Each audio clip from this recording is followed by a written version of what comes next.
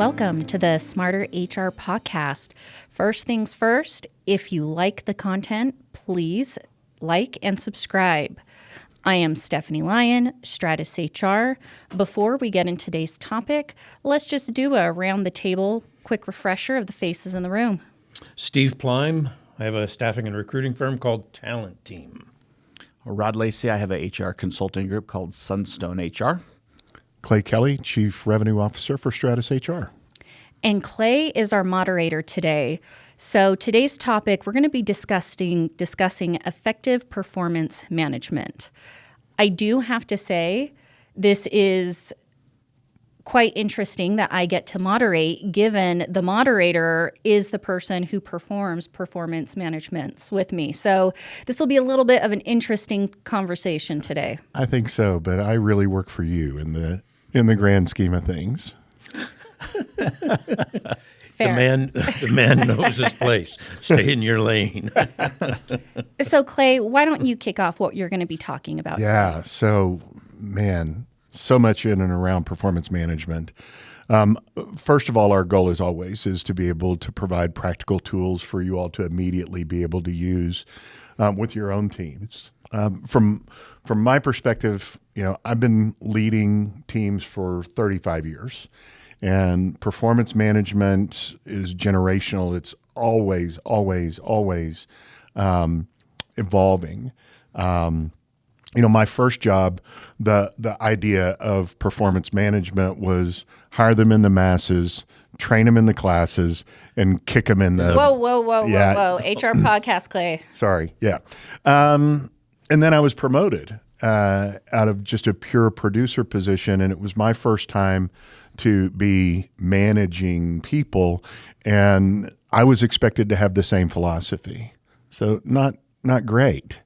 My first exposure outside of that experience was a management workshop where we were taught rigid forms of numerical hierarchies and numbers, and a lot of it was focused because it was a pure sales organization. It was focused on competing and whose name. I mean, it was, we had a leaderboard every week, and sometimes it would change, but the whole goal was, if you're at the bottom of that board, you weren't around for very long. Sounds like the Kentucky Derby. Yeah. And unfortunately, we had too many plow horses instead of race horses at the time. In the early days of my sales career, I worked for an organization that did, at the time, there were no, fancy computer-based screens and the like. They had a chalkboard up there, and all of the salespeople with their numbers. And it was always, they erased it every day and put them on there in the what do you call that? In order of how well they were doing. Mm-hmm. And the last person was always scratched at the end of the quarter. Wow. So you knew who was getting gone. Uh-huh. Wow. Yeah, pressure. It's different now, eh? I started my management career with a mentor that said, you know what? If you're doing okay, I won't say anything at all. Just keep going. So if you get no feedback, that means you're doing okay. I think it's just the opposite, really, of what we need to be reinforcing out there. 100%. I think what really changed my perspective was when the 1 Minute Manager came out, written by Ken Blanchard in the early 1980s. And it's interesting that we're talking about stuff that's, over, almost 50 years old now, but, it was just, for its time, it was just groundbreaking that, you could have, 1 minute goals, you could have 1 minute praisings, you could have 1 minute feedbacks,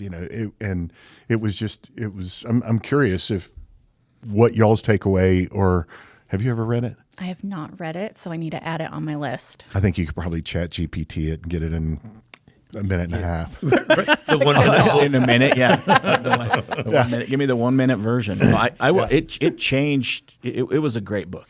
I think it's still equally relevant today. 13 million I rely copies. on those principles in how I coach, instruct, and manage. Yeah. Rod is always talking about, in his HR world, the value of having ongoing, more or less constant communication with the employees. And isn't that what that book was really about? Absolutely. constant. You don't need to have something really profound to say. Just go up and have a conversation, ask them how the dog's doing, whatever. Yeah. Well, and it was like, our last episode where you mentioned just how you doing? Yeah. How are you really doing? I mean, there's real value in that. Mm-hmm. But overall, I mean, what it did is it did force us to rethink performance management at a whole new level. Today's performance management is it's not about forms. It's not about rating. It's about helping people and helping them succeed and feel like they're flourishing and fulfilled. That way we cut down on turnover and the quiet quitting and all the things that we've talked about on the previous podcasts. We know that today's workforce, they want clarity, they want feedback, and they want to grow. And they don't want little surprises, little bombs, and certainly have to wait for 364 days before the next one is going to come down. I agree. The movement I'm seeing out there is more frequent, less formal. Yeah, people don't need to wait a year to learn how they're doing. They need feedback. They crave feedback all year long. Yep. Feedback is the breakfast of champions. You mentioned that in another podcast that we did. Yeah, I love that. I saw, you know how Wheaties used to market themselves as the breakfast of champions? Yep. This looked like a Wheaties box. It had that iconic look to it. But instead of that person being the breakfast of champions for that person, it was feedback brings the champion out in people. Yeah. Well, how do people fix their performance if you're not communicating, if there's unmet expectations? And how can you let an employee continue to behave and not perform and then wait for a semi-annual or annual review and say, fix the behavior that's already, long down the road? Yeah, 100%. And let me just say, I mean, I still have room for improvement in any Speak sort for of, yourself. Yes. Yeah. So, but I will tell you that I just believe, for rethinking performance management, then we need to be sure that we're very clear in our communication on organizational goals and how each and every team member contributes to the success of the organization. We need to be giving quality feedback, really quality feedback, not beating people up. I like a little competition, but not at the expense of making other people look bad. That's just not the extent. And we just need to help our people grow, and we need to help them develop. I think we got that obligation. Yep. We brought them into the organization. They want to grow. Yep. And if you're not facilitating that through good open conversation and feedback, you're missing the mark. They'll leave. Yeah. They'll leave. Isn't it interesting that we crave that so much? One of the techniques we hear about all the time is this person is not good at this and this and this, but they're good at this. So mention this. And the one thing they are good at, you're so good at making sure that all of that stuff is done before you go. And I really appreciate that in you.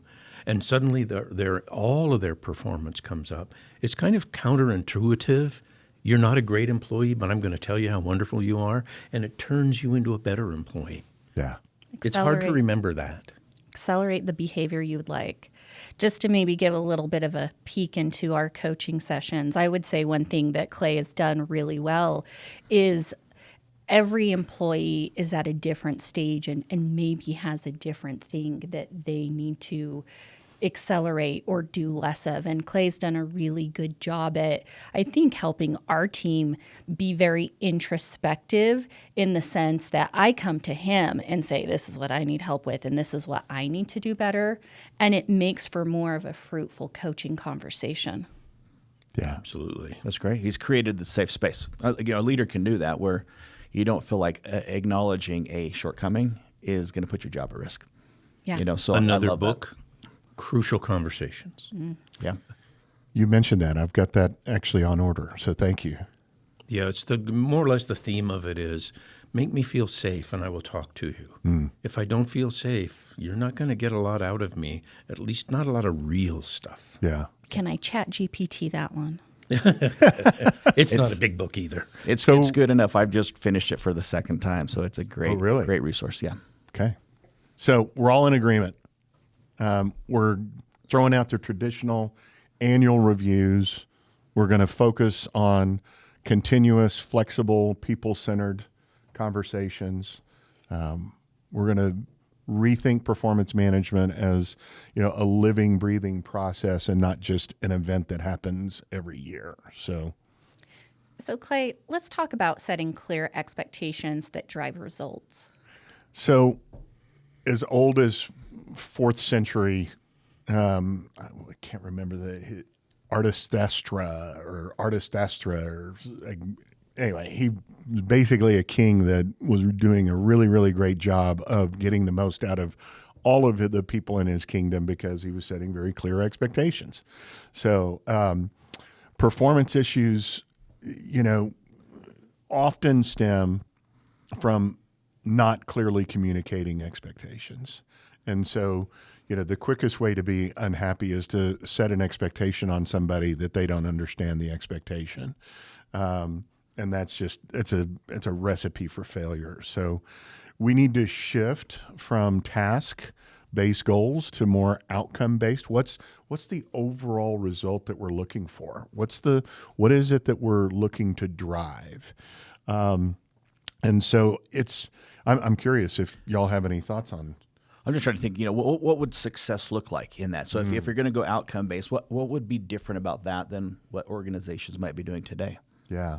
Well, I think that's a great question to ask, is what does success look like in this particular organization and in this particular job? And is it different dependent on the function of the organization? So maybe one's outcome is going to be a little bit different than the other, but they all have to lead up to the broader organizational goal. Well, and to your point earlier as well, there's different people in different stages of their development in the organization, and so we've got to be flexible for that. Mm-hmm. So, you get that sensibility by having those conversations, right? Yeah. Where are you and how do I help you grow into these outcomes that we're all trying to generate together? But if you don't do that, how would you ever know? How would you ever coach them? Yeah. So are we saying that performance management is a personalized experience? It feels that way. I think it has to be.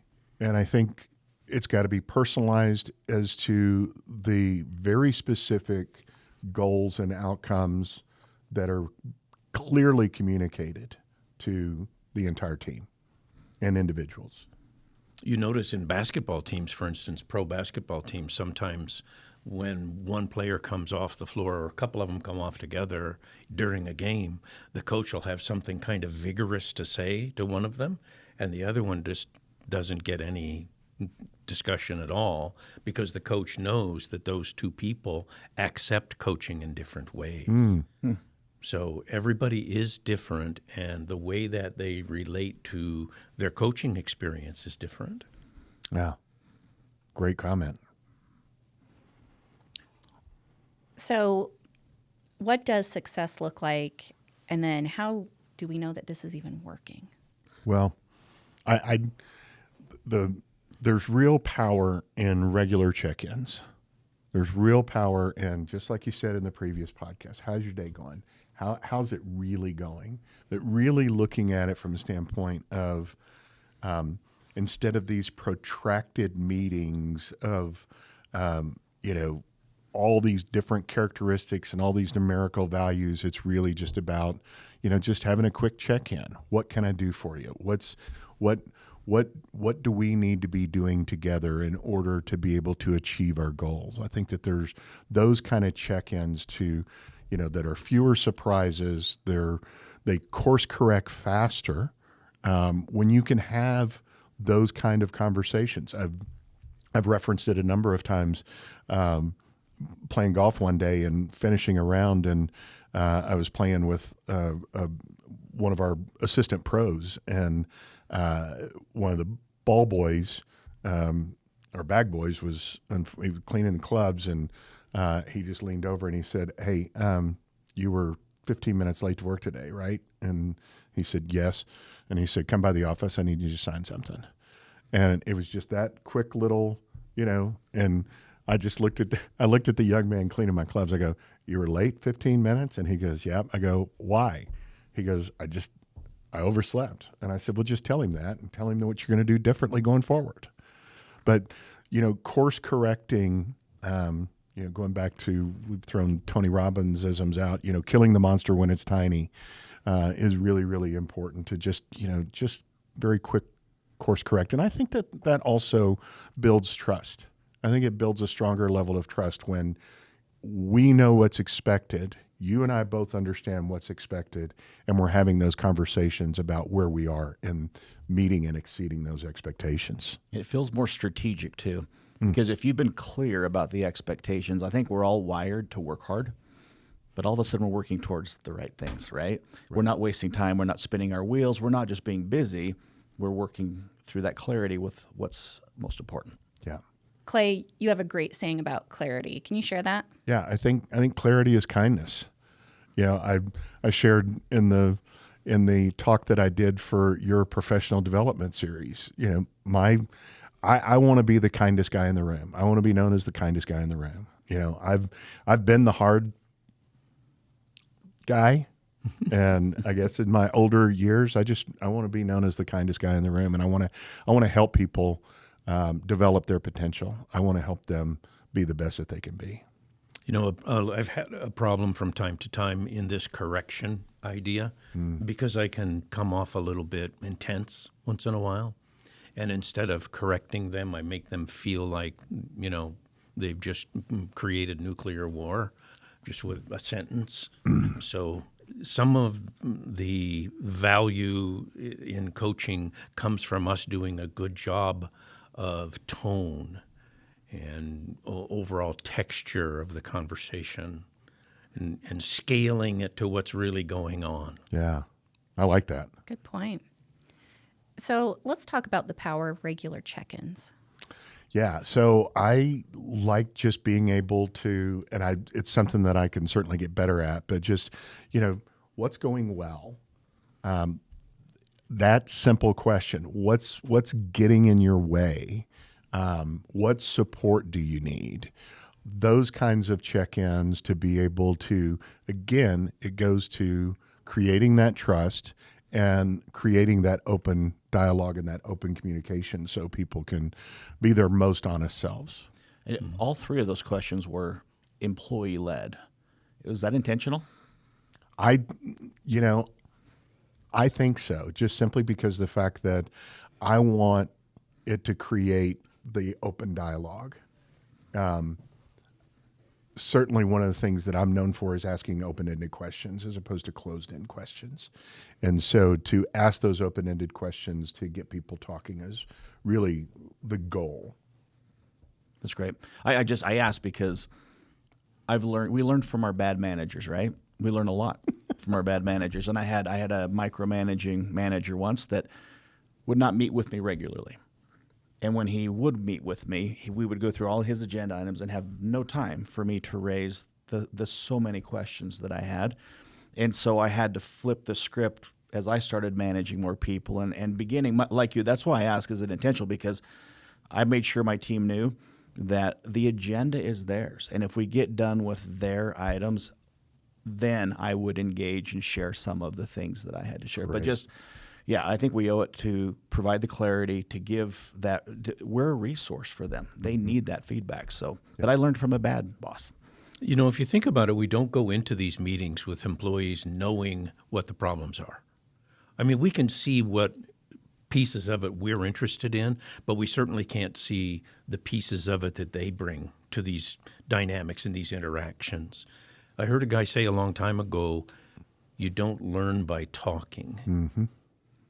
And it's so powerful.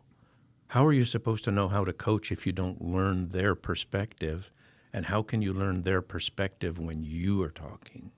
Great insight, Steve. So let's talk about coaching versus managing.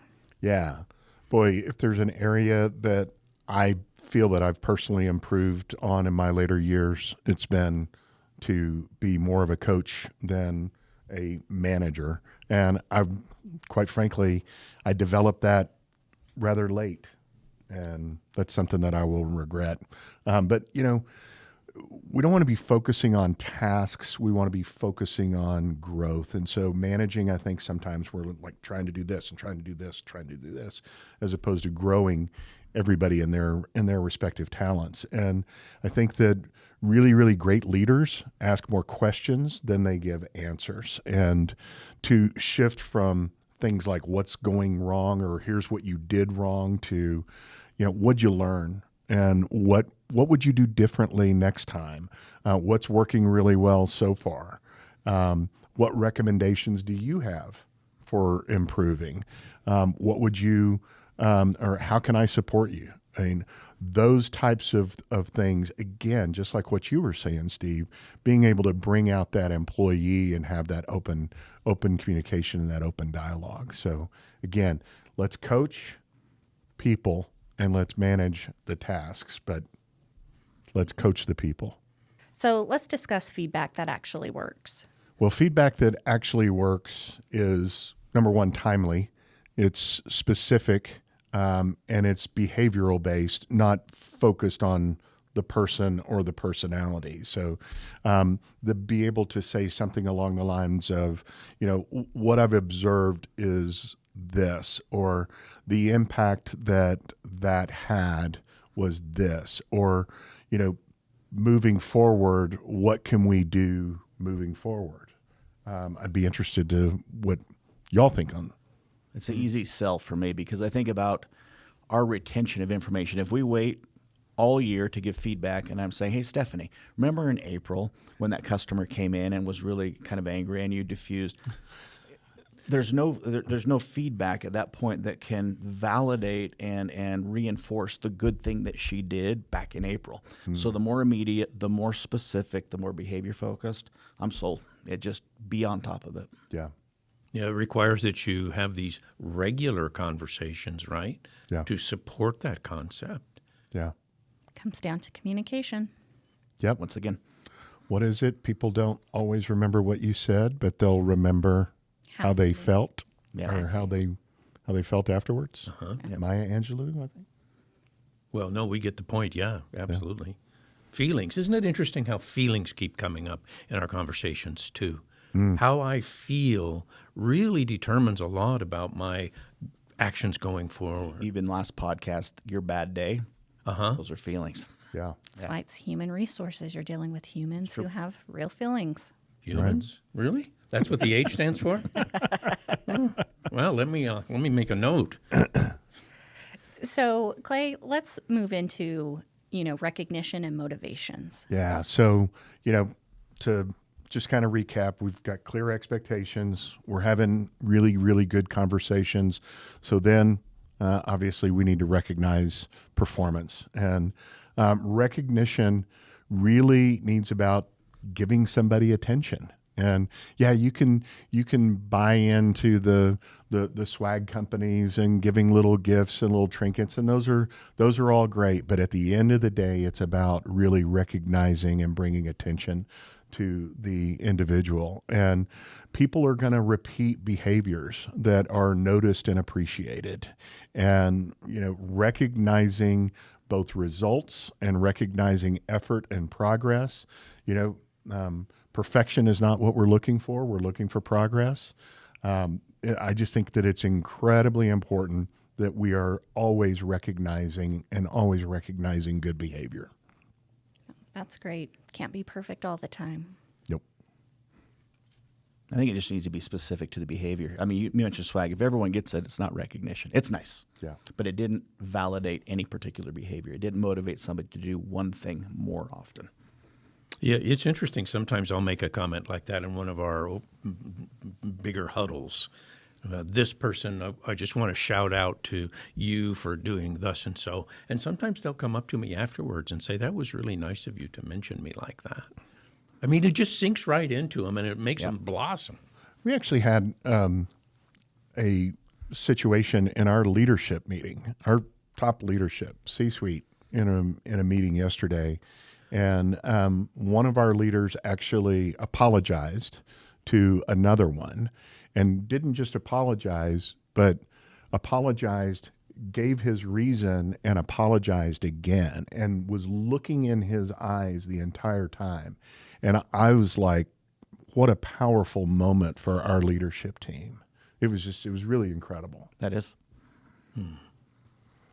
It's awesome. So then let's talk about addressing performance issues early. I know we've talked about it a little bit, but let's dive into it a little bit more. Yeah. Avoiding tough conversations just allows things to get bigger and bigger, and it's not a good thing. Kill the monster when It's tiny. Yeah. So, providing that early feedback, especially when we have to course correct, is really, really important. I remember a salesperson that unfortunately wasn't successful with our organization. He deviated on day 2 from the training plan. And I just said, hey, I want to make sure that you understand that you didn't complete yesterday. Let's have that conversation. And we had a little bit of a conversation about it. I said, okay, I just want to make sure, these things need to happen because you have to stay on track with this stuff. And I did say to him, you now understand, we're clear. These things have to be done in order for you to complete this training cycle. And they have to be done on this timely basis. And I said, we're clear on that. Yes, we're clear. Because I don't want to have this conversation again. If we have to have this conversation again, basically what you're telling me is you don't want to do this because now you clearly understand the expectations. And so, unfortunately, we ended up parting ways early. And I think that was in the best interest of the company and the best interest of the individual as well. Let me contrast that a little bit. I'll be vulnerable. This is not a strength for me. It's not historically been a strength to address these. I recognize the issues, but I want to be liked. I want to be the nicest guy in the room or whatever. But so I was slow to address issues, and that's one of the biggest regrets I have as a professional. Is I allowed things to fester for too long, and they get to a point where you don't have the opportunity to have that 1-minute conversation that we should have started with on day 2 of training. We have to have the big conversation, and sometimes being driven by the organization where, are you not going to address this issue? And so address it early. Those meetings always go better than I anticipate. It just stress and worry, you panic, draft it out. They always go better. We owe that clarity. Yeah. Clarity is kindness. We owe that clarity to people so they can succeed. Yeah. We had an employee once. I was working for another company. This was years ago, and the employee wasn't doing well, a sales employee, and I was responsible for that group. And my manager, who had just come into town to have these conversations, says, I see Pam is not doing well still. What are you doing about it? And I said, well, I'm trying. She's this, and he said, how long are you going to keep doing that? And I went, well, and I knew I was on the hot seat at that point. And he finally said, what right do you think you have to do that to Pam? You think she does not understand that she's coming to work and failing every day, and you're putting her through this for how long? So you mentioned, Clay, it was best for the employee. Sometimes we don't really think that through very well, but I have. Ever since my manager said that to me, I've thought, what is my obligation to this person? Boy, a real thunderstruck moment. Oh, yeah. We have a moral responsibility to these folks. Yeah. And it's sometimes not easy, to your point, Ron, to do it. Yeah. So we're all in agreement going forward. We're going to have these conversations early. We're going to have the tough conversations early. We're going to kill the monster when it's tiny. We're going to talk about expectations. We're going to talk about impact. We're going to talk about what support and development that needs to happen in order for this person to succeed in that role. Because at the end of the day, we all know, even though we agonize over these conversations, that the feedback is really a gift. And it's really a gift when it's delivered with care. Kindness. Compassion. Yep. Good honoring life our lessons. Responsibilities. Yeah. So then let's talk about progress and development, not perfection. Yeah. Said it earlier. And I love it. A client actually said that to me about a year ago, when we were onboarding them, and there were some hiccups, both on their side and one on our side. But, he said, we're not looking for perfection. We're looking for progress. And I wrote that on my whiteboard and put his name down on it just so, and was able to shoot a picture of that and send it to him every now and then. But, we really, really need to be constantly moving forward. constant moving forward. And, you know, high performance is not built overnight. It's built over time. And we need to be constantly encouraging, constantly experimenting, and constantly encouraging the growth of the individual. You can do this. There's no doubt in my mind. You know, you were brought into this organization because you have the talents to be able to do this and to be able to encourage that. And, you know, to still be encouraging and still being able to address when there is some gaps in performance. I think that that's really, really important. I think that affirmation statement was important. I know you can do this. You were brought here because we chose you, because we know you can do this. That's a big pat on the back, like Steve's employee meeting. You know, we're calling someone out for their accomplishments. That validation drives engagement. Yeah. Boy, we all need that affirmation. It's hard some days. You know, I mentioned before that I went to a conference and there was a speaker who was one of those psychology types, group psychology, behavioral stuff in organizations. And he said, I want to make you aware of something that you may not know, but it'll ring true. About a fifth of the people in this room are having a personal crisis. And that's true of your work group. So don't expect everybody to show up every day as their best self. And by the way, you're one of them. 100%. Okay, wow. Yeah. That's pretty insightful. Yeah, I'm not at my best every day. I know that. Maybe I should give a little bit of slack and room to somebody else to not be having their best day. I love that as leaders, the vulnerability. I have to say, you know, as somebody who sits on the other side of things, we've talked about clarity is kindness. Equally, as somebody who's an employee giving feedback to leadership, I mean, that coaching up, and that is a whole other topic in itself, I think is equally a gift, you know, if leadership is receptive to receive that. Clay, you want to wrap this up for us? Sure. So many things that I would do differently in my career and wish that I had become a better leader than a manager and a better coach. So we just got to remember, let's set expectations. Let's be clear. Let's give really good feedback. Let's be consistent. Let's, you know, do it before it gets to be a big deal. And just remember that we are, as you mentioned, Steve, we are talking about human beings.